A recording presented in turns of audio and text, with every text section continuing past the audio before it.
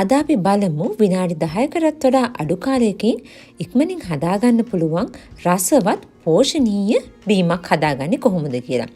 අපිට මේ දවස්වල කිරිපිටි හොයාගන්න අමාරු නිසා මේ වගේ එකක් හදාගන්න පුළුවන් නම් ඉතාමත් වටිනවා. අපි මේ වීම හදාගන්නේ මුං ඇට පාවිච්චි කරලා.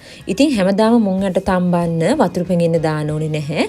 ලේසි ක්‍රමයක් තමයි අපි මේ විදියට මුං ඇට ටික හොද ගන්න ඕනේ. මම විනාඩි ටිකක් පාවිච්චි කරනවා. මොකද මුං ඇටවල අපි දන්නවා සමහර වෙලාවට මේ ගුල්ල ගහන්න නැති වෙන්න එක එක විෂ ද්‍රව්‍ය ගහලා එවනවා. ඒ නිසා විනාඩි ටිකක් දාලා හොඳින් මේ වගේ අතුල්ලගෙන අපිට හොද ගන්න පුළුවන්. ඉතින් හැමදාම මුං ඇට පෙඟෙන්න දාන්න ඕනේ නැති නිසා අපි මේ මුං ඇට කුඩු කරගන්නයි යන්නේ. ඉතින් මේ වගේ තෙතට අවල් එකකට මුං ඇට ටික දාලා වතුර බේරෙන්න තියෙනවා. ඉක්මනට වතුර ටික අයින් කරගන්න පොඩ්ඩක් අවුවි තිබ්බා. ඉතින් ඔයාලට මුං ඇට මේ විදිහට වේලලා කුඩු කරලා තියාගත්තාම අපේ අර උදෑසනටම හදාගන්න බීම එක ලේසියෙන්ම හදාගන්න පුළුවන්. දැන් මම මේ ටික හොඳින් ග්‍රයින්ඩ් කරගන්නයි යන්නේ. ඊට කලින් ග්‍රයින්ඩ් කරගන්න ලේසි වෙන්න මම මේ මුං ඇට ටිකක් දුඹුරු පාට වෙනකන් රත් කරගන්නවා.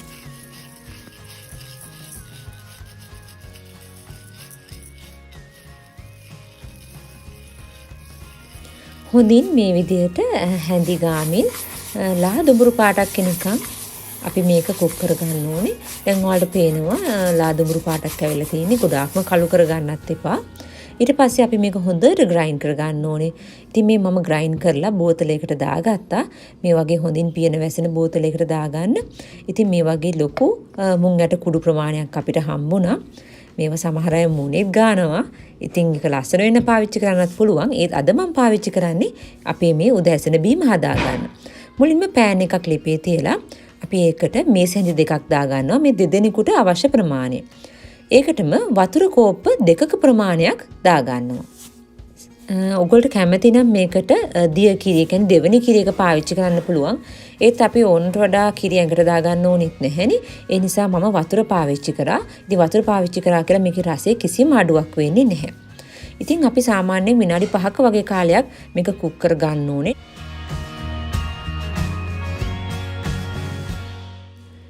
ඉතින් අපේ මේ කැඳ එක වගේ බීම ඉක්මනින් හදා ගන්න ඕන නම් ටිකක් වැඩිපුර ගින්දර දාලා අපිට මේ වගේ හොඳින් හැඳි ගාමින් හදා ගන්න පුළුවන්. මොකද උදෑසනට හදා ගන්න නිසා අපිට ඉක්මනට හදා ගන්නත් ඕනේ.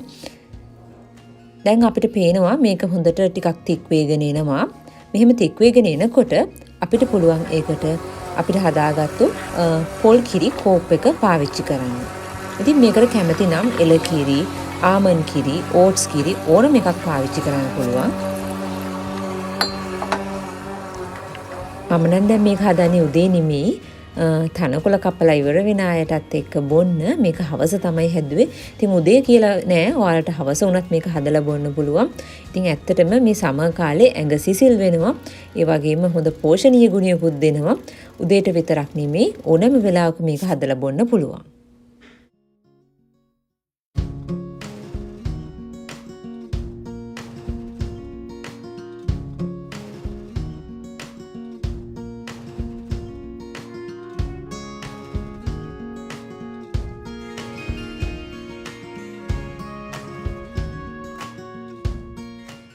පොල් කිරි එකතු කරගත්තට පස්සේ දුඹුරු සීනි තේ හැඳි දෙකක් එකතු කරගන්නවා.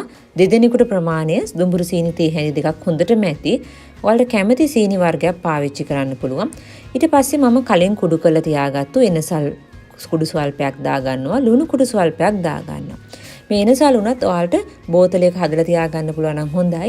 ඉස්සරහට මම තවත් මේ වගේ පාන වර්ග කියලා දෙනවා. ඒ හැම එකටම ඔයාලට එනසල් ටිකක් පාවිච්චි කරන්න පුළුවන් නම් ගොඩාක් හොඳයි. මොකද මේ එනසල් ඇට එක වගේ ප්‍රමාණයක් දවසට ගන්න පුළුවන් නම් අපේ ආහාර ජීර්ණ පද්ධතිය හොඳින් ක්‍රමවත්ව පවත්වාගෙන යන්න පුළුවන් වෙනවා. දැන් අපේ උදෑසන කැඳ පානය ලෑස්ති.